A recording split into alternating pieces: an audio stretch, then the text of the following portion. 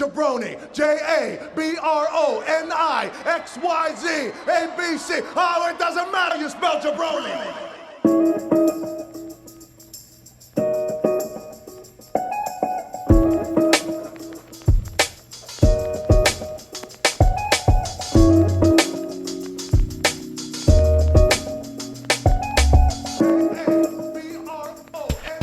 What's up, everybody? Welcome to a new episode of Two Jabronis with a Wrestling Podcast. BJ Cruz here with my tag team partner, the man who I've now done 100 podcast episodes with, the incomparable Jeremy Laws. Jay, happy 100 episodes. We made it.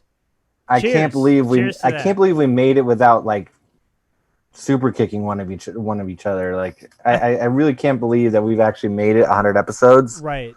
Considering we started this just like kind of on a whim, like, hey, let's talk wrestling after a random WrestleMania. And now we've done 100 shows. We have had some really big name guests on, and it's been surreal. It's great to reach this milestone. It's been, I think the pandemic helped a little bit because we didn't have to see each other in person as much as we were going to. So we didn't want to kick each other's ass. But no, in all seriousness, it's been a shit ton of fun. To make it to 1 year, I thought was a big feat, but to actually do 100 episodes of podcasting and that's over 100 hours because each episode is not just an hour. We've gone over an hour on a couple of them, so it's been a lot of podcasting. It's been a shit ton of fun, and for everyone who's joined along for the ride, thank you so much. It's like the fact that we get to do this every week is just fun. You know what I mean? And yeah, even though the product right now is less than stellar, it's still a ton of fun to sit here and talk wrestling with one of your good friends, So absolutely. Absolutely. I could do this every day if the product was a little bit better, but It is what it is. And I'm sure and if we didn't have like families and stuff, right, and like responsibilities as humans. Or like day jobs. Right. Exactly. So there, these little things get in the way, but we've made it 100 episodes. I poured a little glass of bubbly in honor of that. You're drinking the water, which is also, it's like 90 degrees here. It's so hot, and I regret this is. I am having that Anchorman milk was a bad choice moment right now, where I'm like, I wish I just had a glass of water. But anyway, don't forget to subscribe to the show wherever you download your podcasts, and if you're one of our fantastic Apple Podcast users, please rate us 5 stars on Apple Podcasts. And if you're feeling spicy, leave a review, especially for our 100th show. And for our Spotify people, hit us with that follow and help us climb those Spotify charts. Make sure that you subscribe and give a thumbs up to our YouTube channel. You can follow us on YouTube or subscribe to us on YouTube at Two Jabronis with a Wrestling Podcast. Make sure you also follow us on social at Two Jabronis Pod on Twitter and on Instagram and within the BR app. And you can follow me personally on Twitter at Jeremy A. Loss, and you can follow Ben at Cruise Control. That's Control with a K. All right. It was a Clash of Champions had its highs, had its lows, but there is one thing that I definitely want to talk about, and that is what's going to keep us to Stick to Wrestling. And for this week's Stick to Wrestling, it's all Roman Reigns, my tribal chief. My God, man, this dude is on a heater. He's like Alan in The Hangover. Once he figured, when he was counting the cards, he is on that big of a heater right now where I don't know if he could do any wrong. I genuinely don't. And it's to the point now, sorry to cut you off, No, please. It's to the point now where like Paul Heyman is kind of irrelevant. Like he is not needed out there. Last night I was like, why is he even here? Because anything that he did was actually taking away from the story that Roman and Jay were actually putting together. And it was, and I'm not trying to like, this is not hyperbole. Like this is the best storytelling that WWE, I was about to say UFC, WWE has done in years. It's top, like when they do it right and they hit on all cylinders, my God, is it good. And this is so good. Roman has really latched on to this heel persona, and he's getting heat, even though there's not a crowd. It's a virtual crowd, and they're still giving him heat. He's getting reactions out of people on Twitter where you're like, where was this all along? Like, where has this been? Like, he's just bringing out something new, and he's been in the company for almost 10 years now, you know, and it's refreshing.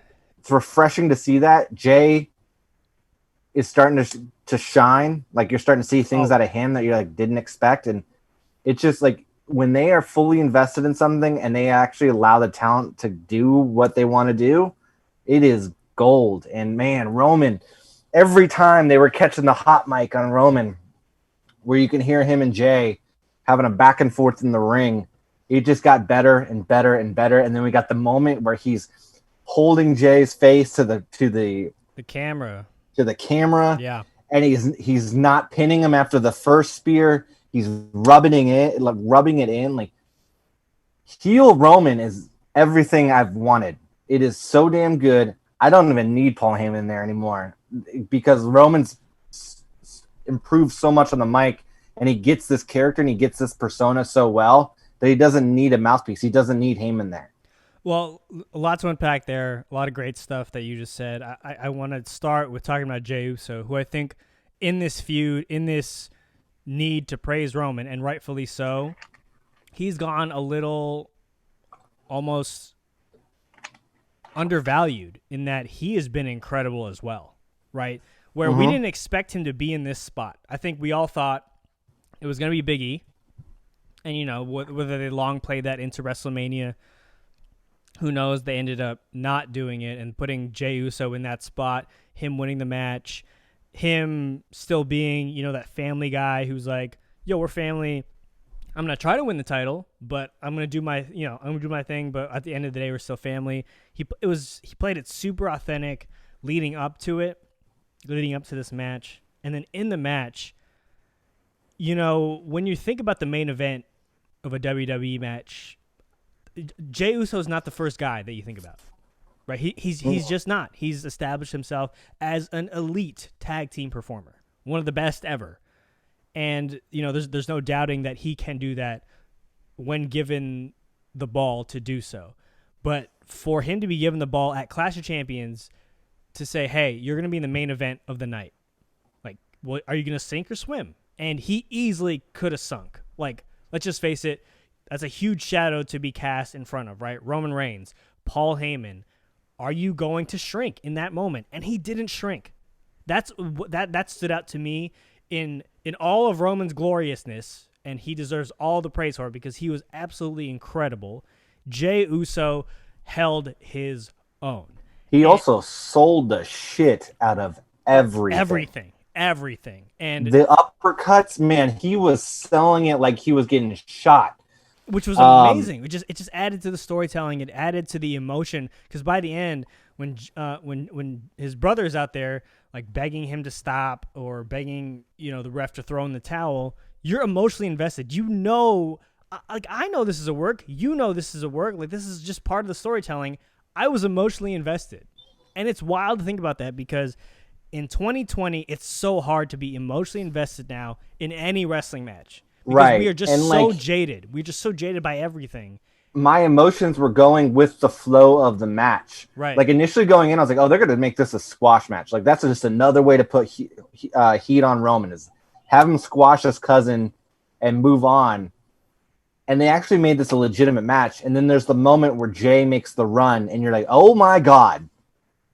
Are they going to do this? It makes you believe. And, again, you and I are as cynical as any other wrestling fan out there. And any other wrestling podcast hosts were like, Roman's going to win this. Like, there's no ifs, ands, or buts. But there's those moments where Jay's hitting all his shit, and you're like, wait a minute. If he pulls this off, I'm going to go nuts. I haven't had that moment in a long time because it's just everything's telegraphed. Yeah, right? And I'm kind of wishing now. So I think this was going to be a transitional feud, but I'm hoping now they will realize what they have. They have something. And it's crazy. And they can really do this in the cell. Save it for another, like, keep it going for another month at least. Do it in the cell. And then you can move on to the Fiend, because that seems like where they're going, especially with this Alexa Bliss storyline. Right. especially with that scene on Friday night where she's literally giving him the death stare. Right. But I'm not mad at them potentially doing this as a long-term feud because it had every single thing that I wanted in a WWE wrestling match for a very long time. And I think this has just brought Roman to another level. I'm interested to see what happens with the draft. Yeah, that's going to be interesting. Do they bring Roman over to Raw and switch the champions? Because Raw desperately needs a jolt, and having heel Roman as the champ could be interesting. So before I get to there, I did want to address like the stuff you said about Heyman and Roman. I'm not done giving Roman his flowers, and I'm not done giving Heyman his flowers for Clash of Champions, because something you said that really perked my ears was Heyman didn't really need to be there, and that's rare to say because Heyman is exceptional, right? His character alone adds this gravitas to whoever he's around that is unexplainable, but it's just there. So, yes, I agree with you. At Clash of Champions, Paul Heyman was not needed in order for Roman to get over in the way that he did. Mm-hmm. In order for Roman to be in that position and to be in his current position, that turn with aligning himself with Paul Heyman made it all believable, right? Because there was I agree that Heyman was necessary for the turn. Yes, for the initial turn. At this stage now, he's not necessary. And Roman is, which makes it even more interesting because at some point, Roman's just gonna tell him to go screw himself, right? And send him off, and that'll allow him to go back with Brock. But the damage has been done in a sense where Roman is now the heel that everyone wanted him to be, and we all buy that. And that's incredible in of itself, that just by even a momentary alignment with Paul Heyman, that allowed him to be this.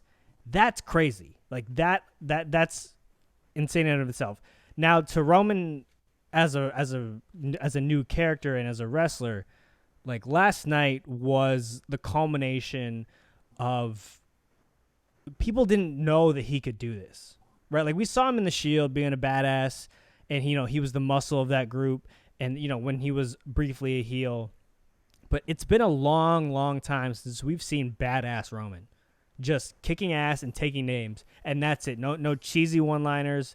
He's just being a badass and kicking ass. And to see that last night, or to see it at Clash of Champions, was just watching him level up. Yeah, it's right? It's weird because if you think about it, not much has changed from when he was in the feud with Taker. He's still when he was feuding with Taker, he was cocky. He had an edge to him. He was getting heat, but now it's turned up to 11. And then also he's removing the childlike actions that would get heat when he was a babyface. Like he's not doing the fist pump anymore. He's not doing the yell before the spear. It is all business. It's all, I'm going to kick your ass and we're going to move on. Like that's what's kind of refining his character and making him more of a heel, is he's taking away the little things that made him a babyface and just turning up his attitude. It's just it's heel work that's a bit more refined. It's heel work that's genuine, in my opinion. It doesn't come across as Seth Rollins heel work, where Seth Rollins has to be like a Mr. Burns kind of mastermind kind of guy. Sure. It's just I'm going to be me, but I'm just going to turn it up to 11. I'm going to be a cocky asshole. I'm going to turn it up to 11. I'm going to say that I'm the chief.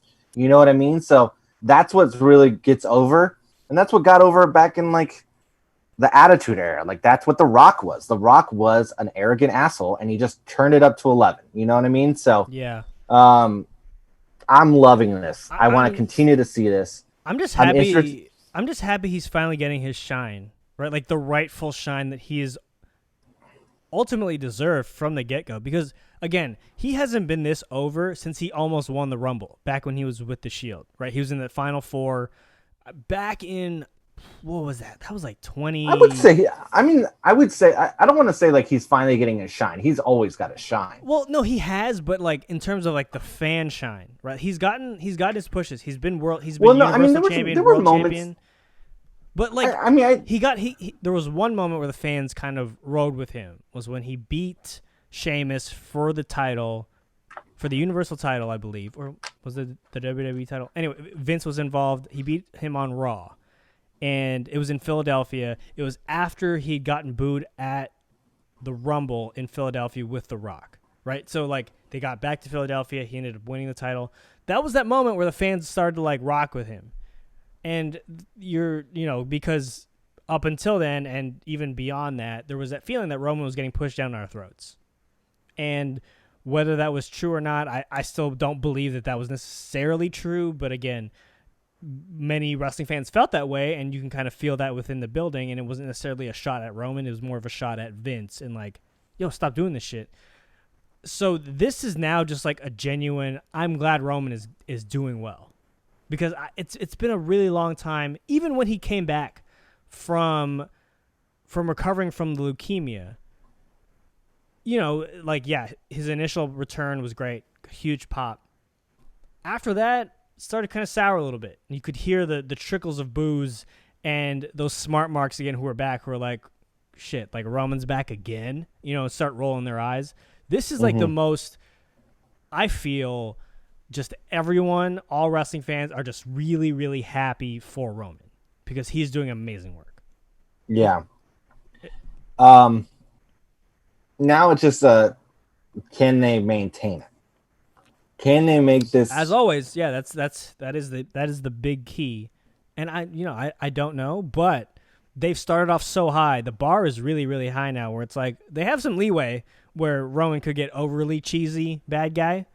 But I think he's just done such an exceptional job up until this point that I don't see that happening where it's like they all of a sudden turn on the heel. I don't know. He's giving himself some room to work with here. Yeah, we'll see. So, way to be positive, jackass. You're just waiting for this other shoe to drop, and you're like, I told you. I hate the shoe. I'm like, whoa, man, relax. Another thing I wanted to talk about with Clash of Champions was this ambulance match, which I actually thought was pretty good and pretty interesting. For an ambulance match, that's pretty good, yeah. What the fuck is going on Raw? Are you kidding me? We're taping this live during Raw, by the way, because we tried. So Randy Orton just came into the Legends room where they were playing poker, put on night goggles, and has a chair in his hand, and now it's dark, and now he's... What the fuck is going... Oh, my God. Okay. They're getting cleaned up. Back to Clash of Champions. So this ambulance match was actually pretty good, in my opinion. I thought the introduction to the Legends was fun and really interesting. At first, I wasn't into it because I just saw the Big Show, and I was like, oh, God. But as it went on, and you see Christian come back and have the fight in catering, and then Shawn comes back and hits the sweet chin music, and then Flair is driving the ambulance. I thought that was great. I thought there was deserved criticism in that your babyface champion needed 4 legends to beat Randy Orton. Right. Like, how does that make him look strong? And then you also got to think about the fact that the feud is going to be carrying on into Hell in a Cell. So now we're on to 4 months of Randy Orton-Drew McIntyre? And at what point is too much? Well, so let me push back on that for a second, because at least they're now trying to extend a feud for Drew, because up until this point, up until Randy, he had no long-term feud. It was these hodgepodge mix of number one contenders who would, face him leading into a pay-per-view, lose to him at the pay-per-view, and that was it. So, look, am I super excited that it's going to be him and Randy again at Hell in a Cell? Not necessarily, but this long-term play-out is much more interesting than, him versus Seth. Boom, one and done. Him versus Lashley, one and done. Him versus Dolph Ziggler, one and done. And you're like, well, what was the point of getting emotionally invested? At least now there is some long-term storytelling at play here. And look, I agree with you. I was pleasantly surprised by the ambulance match, because the ambulance match in effect is a casket match, right? It's just with a different vessel to throw your opponent into. And those matches necessarily aren't great because the drama, like there can be some drama with like, will they or won't they close the door to make it official? It's still nothing like a close pinfall, like a near fall, right? Or a near it's submission. similar to like a last man standing match. Like exactly. You're struggling to get. It removes a little bit of the 1, 2, 3 drama will never be topped in professional wrestling, right? That's just the classic method of storytelling. And to your point, it was really, really well done for a match of that type. And the addition of Big Show, Flair, HBK, and Christian did add this freshness to it a little bit, where it was like, look, Randy spent the past 3-ish months damn near committing crimes against these people. So were those crimes not going to come to fruition or come full circle to haunt him? Because sometimes it just doesn't, right? He loses in a match, and that's his payback. Now, these 4 legends should want payback. Oh, Flair didn't really do much. He just drove away. But it just kind of drove away like a boss, though. That was awesome. But like with the storytelling aspect, it made sense within what was happening. So I wasn't that mad at that, and it just added a fresher spin to an ambulance match or a casket match or whatever this ended up being. So yeah, it definitely helped because those matches, like, you can only do so much where you're like beating each other up out in the back, right? By like gorilla, like. So being able to throw in a Christian moment here and a Shawn moment here, it really did kind of elevate it. I'm just worried that like we're getting into this habit, and WWE tends to do this a lot, where you run a feud. It just like almost seems like they don't know when to stop. So they run a feud to the point where it's just like beating you over the head with it, like Randy versus Drew, Street Profits versus Andrade and Angel Garza. Right. The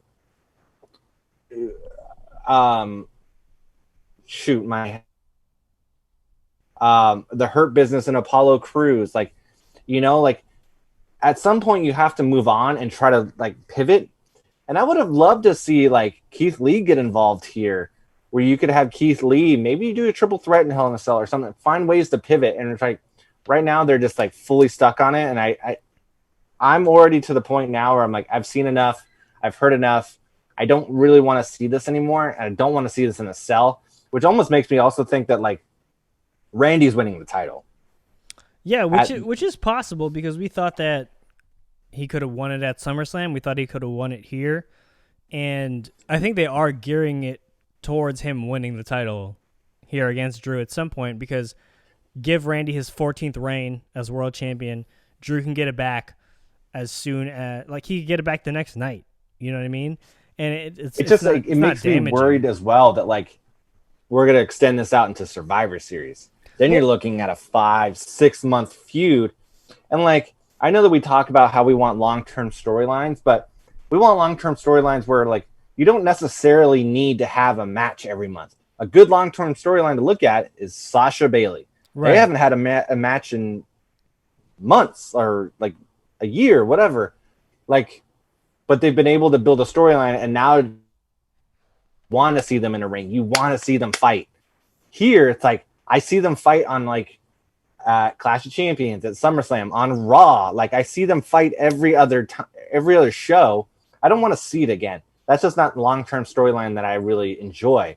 I like to see slow builds with a mix-up of like, hey, we're going to tell a really good story, and then we'll throw in a match, and then we'll do another like long build, and then we may throw in another match. You know what I mean? So yeah, they just need to fine-tune their long-term storyline, because right now it's like, hey, we're going to do the same shit over and over and over and over and over again, where by the time where the feud should really be at the end, where you want that blow off, you want that significant moment, everybody's already burnt out on it. Like, so let me ask you something on that, because sure, they can gauge that response from like the internet, right? Because I guess you could do that. I don't know if Vince, Triple H, rest of creative, Bruce Pritchard are necessarily looking to the wrestling internet for that, right? Like, have they had enough? And usually I think what they would do is the live crowds, right? Like they can kind of tell off of that. they haven't had full live crowds since February even, right? And is that affecting the way that they're telling the stories? Because you and I agree with you. Some of these stories, like Seth Rollins and the Mysterios, that story has gone on way too long, right? Excessively long. And we'll long. talk more about that later because they just got into like a troubling aspect now. That might even push it longer. There's that. But on the flip side, the Sasha Bailey storytelling has been phenomenal. So I think the live audiences kind of dictate that sometimes as well, where it's like, we've had enough. And look, wrestling audiences, wrestling fans in general are fickle as hell, and sometimes they switch too often. So just to play devil's advocate, but I do agree with you that some of these are just way too long. I'm not there quite yet with the Randy and Drew thing because I was hoping for Drew to have some sort of long-term feud, which made me buy into him more as a champion. Because, I believe that Drew's enough of a badass to beat these one-offs? Absolutely. Is he enough of a badass to withstand some psychological damage from one of the most psychologically damaging superstars in history? Prove it to me. And, he's proven that so far. And again, he might ultimately end up losing the title to Randy at Hell in a Cell. But I think it'll give some closure to his title run, and he might win it right back, right? Like, Randy doesn't need the title to be legitimate. And ultimately, he's probably going to be headed towards a feud with Edge at 37. But as of right now, I'm not quite where you are. And I totally get where you're coming from because I feel that way about other storylines. But I just don't know if I'm... They wouldn't do...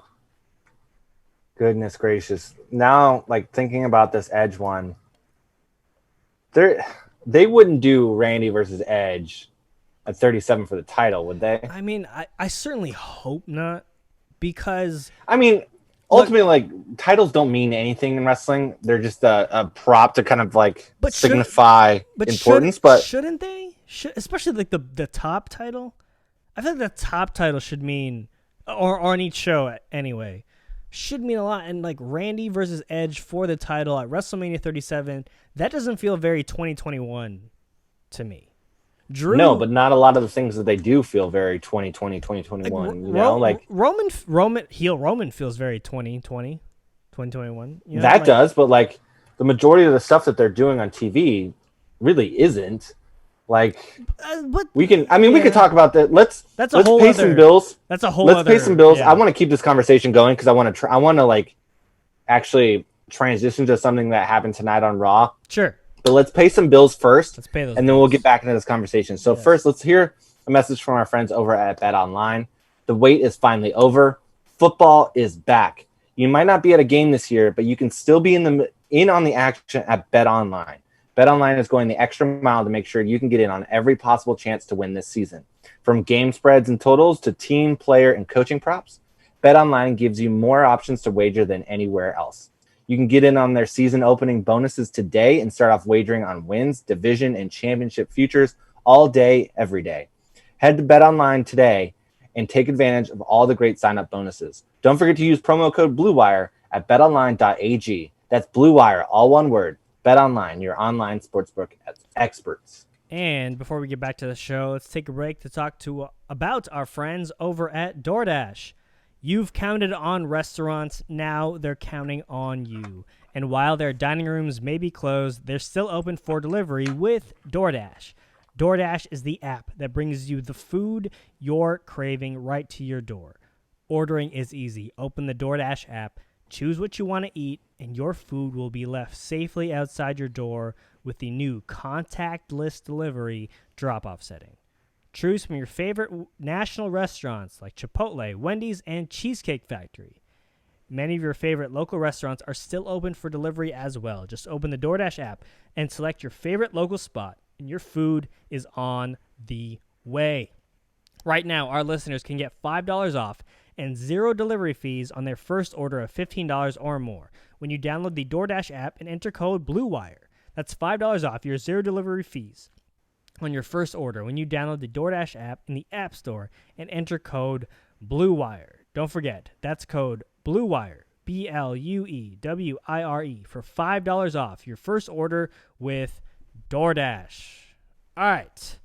So let's get back to it. We were in the middle of something very interesting before we went to break, talking about just the storytelling, right? That WWE has been involved in, and one of those stories being, for example, the one that's run, I feel like since before quarantine started up until now, has been the Seth Rollins, Murphy, Rey Mysterio, now Dominic Mysterio, now Aaliyah Mysterio is involved, and this is an example of just something running its course, and then some, which is a little funky for me.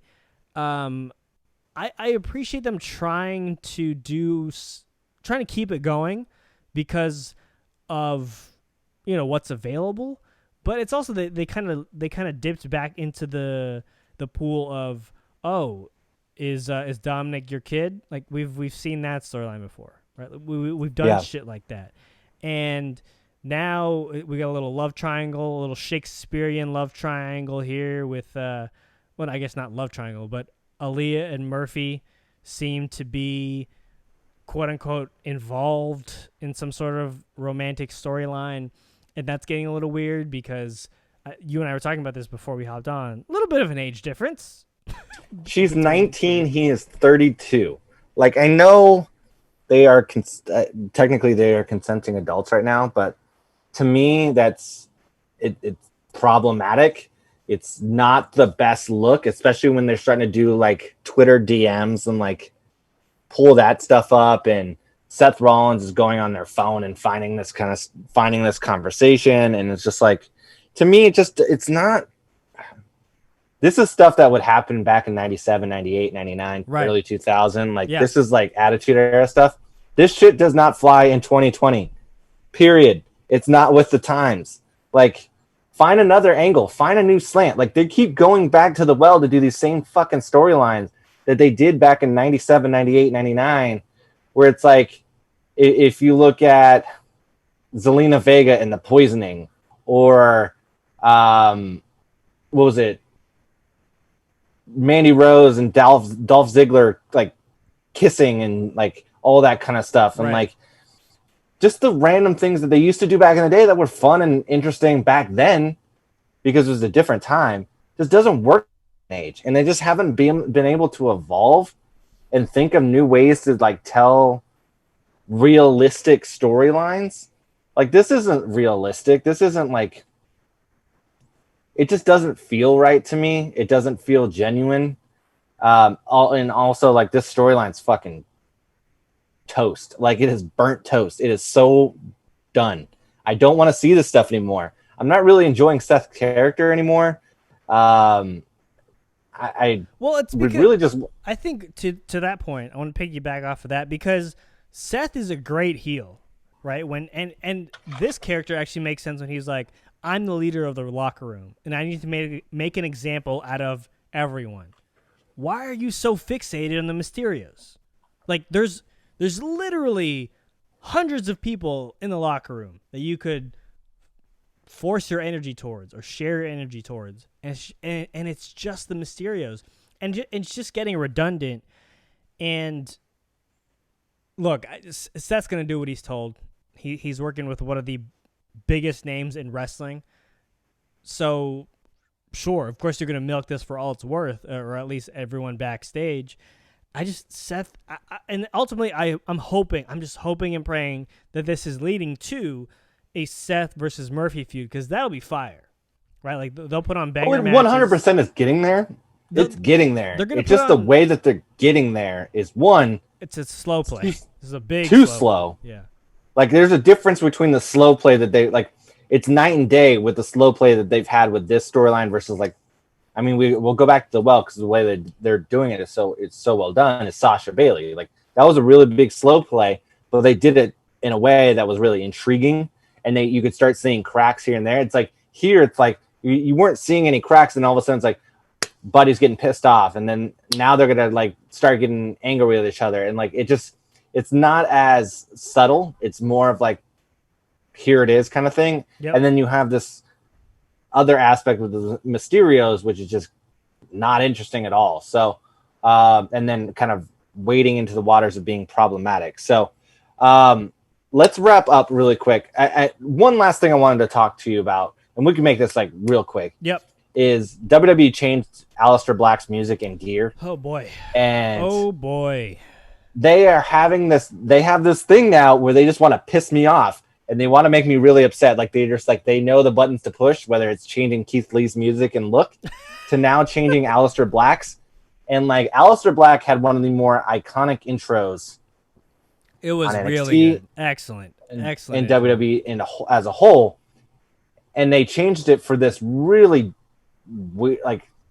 it's an interesting character with the eye thing and this kind of like vengeance that he's working on towards Kevin Owens. And I really want to see where they end up going with this, because I do think it allows them to grow him as a character.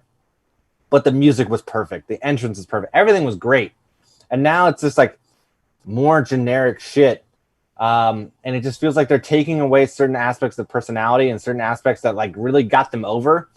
Like it's like music gets people over, right. And Aleister Black's theme, Keith Lee's theme, like those helped get them over. I'm really happy that they didn't change Robert Roode's music. That would have been a travesty.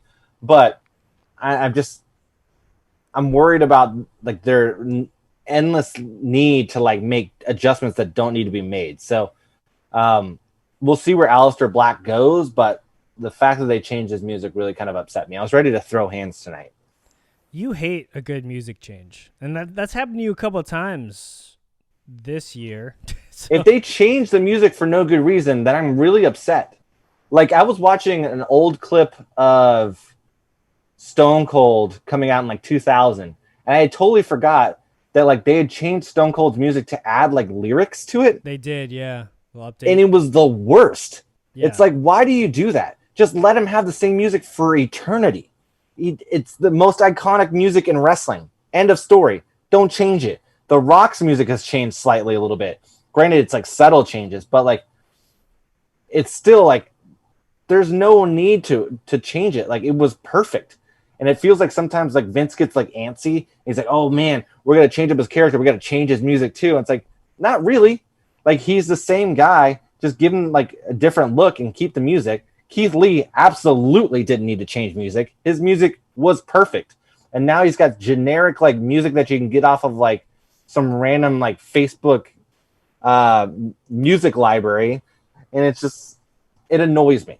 It's tiny things that don't need to change. It annoys me. So no, these are fair concerns. I'm glad I'm glad we have a podcast for you to voice this. Otherwise, you'd be flooding the text messages with, "Can you just all caps? Can you believe this music change?" No, I'm with you. I heard it and I like dropped my phone because I was watching it on my phone. That meme of Jose Mourinho when he takes his headphones off, he just got that ugly look, like he's got that sour look on his face. That was literally me. I was just like, oh, so. I don't want to see any more like needless changes to music. I know that they were teasing one for Roman, which I'd be fine with because at that point, like it makes sense. The Shield music is dunzo for me. I mean, I'm not the biggest Shield guy, so boo you. With all that said, like just don't change music that doesn't need to be changed. But let's wrap up the show. Let's get out of here. We'll be back on Thursday. I think we may have a guest on Thursday. Oh, we do. We got something cooking. We got something cooking for episode 101. Don't worry about it. Yeah, we'll be back on Thursday. So make sure that you follow us on social at 2JabroniSPod on Twitter and on Instagram. You can follow us or you can subscribe to our YouTube channel at 2Jabronis with a Wrestling Podcast. Subscribe, like, do all the good stuff. You can follow me personally on Twitter at Jeremy A. Loss, and you can follow Ben at Cruise Control. That's Control with a K.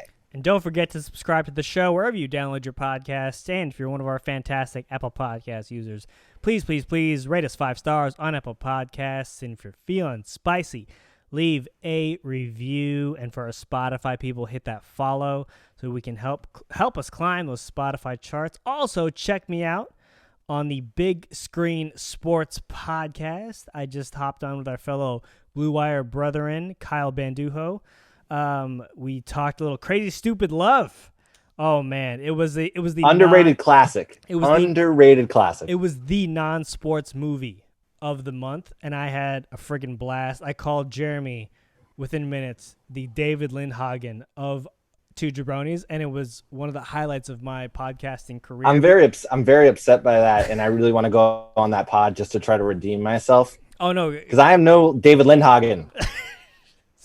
So you think we're gonna return the favor? Kyle's gonna hop on our pod. We're gonna talk some wrestling movies at some point because he is a great chat. But please go check that out. Jeremy, I'm sure at some point we'll hop on there. But in the meantime, if you can, stay home. If you can't, wear a mask, wash your hands. And again, always and forever, Black Lives Matter. All right, everyone. And if you live in Northern California, please stay safe. There's another wildfire going on here. I mean, so please, all our Northern California fam, please stay safe. Please do. All right, everyone. We will talk to you soon. Peace.